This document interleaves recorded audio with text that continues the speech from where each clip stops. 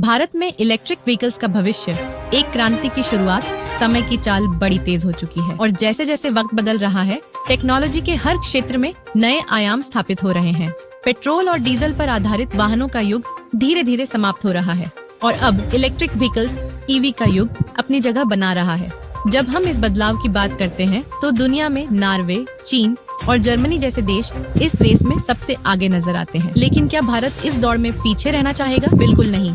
भारत की electric vehicle industry, चुनौतियां और अवसर।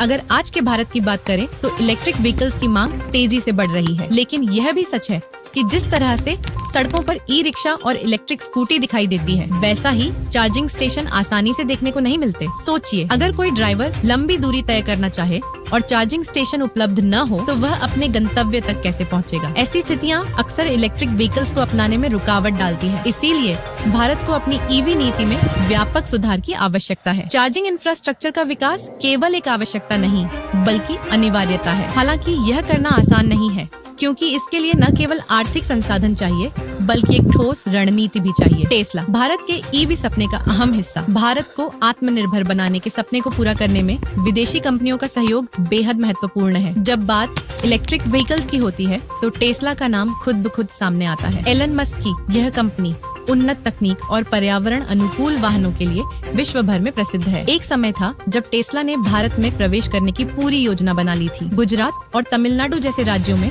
अपने मैन्युफैक्चरिंग प्लांट स्थापित करने की संभावनाएं तलाशी गई। टेस्ला $500 मिलियन से लेकर 2 से 3 बिलियन डॉलर तक का निवेश करने के लिए तैयार थी, लेकिन कुछ नीतिगत बाधाओं के कारण टेस्ला ने भारत में प्रवेश से पीछे हटकर इंडोनेशिया की ओर रुख कर लिया। सरकार की नई रणनीतियां, उम्मीद की किरण।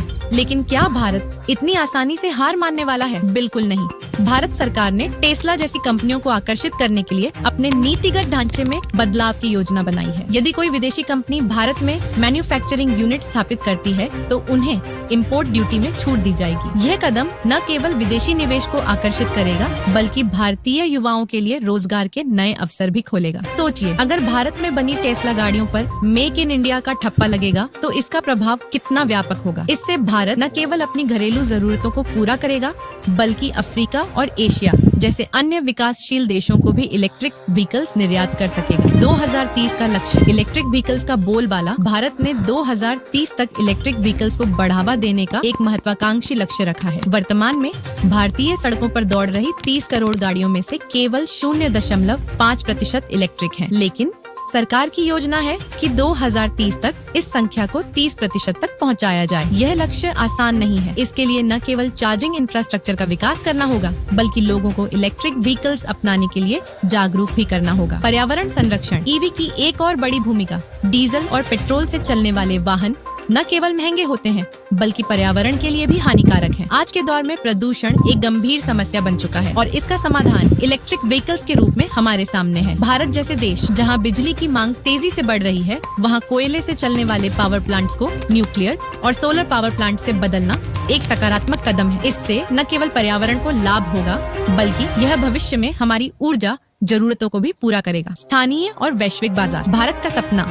यदि भारत ईवी मैन्युफैक्चरिंग में आत्मनिर्भर बनता है तो यह न केवल घरेलू जरूरतों को पूरा करेगा, बल्कि वैश्विक बाजार में भी अपनी पहचान बनाएगा। अफ्रीका और एशिया जैसे क्षेत्रों में इलेक्ट्रिक व्हीकल्स की बढ़ती मांग भारत के लिए एक बड़ा अवसर है। भारत में इलेक्ट्रिक व्हीकल्स की सफलता केवल तकनीकी सुधारों पर निर्भर नहीं करती, बल्कि सरकार, उद्योग और आम जनता के सामूहिक प्रयासों पर भी आधारित है। भारत को इस दौड़ में न केवल हिस्सा लेना है, बल्कि शीर्ष स्थान हासिल करना है।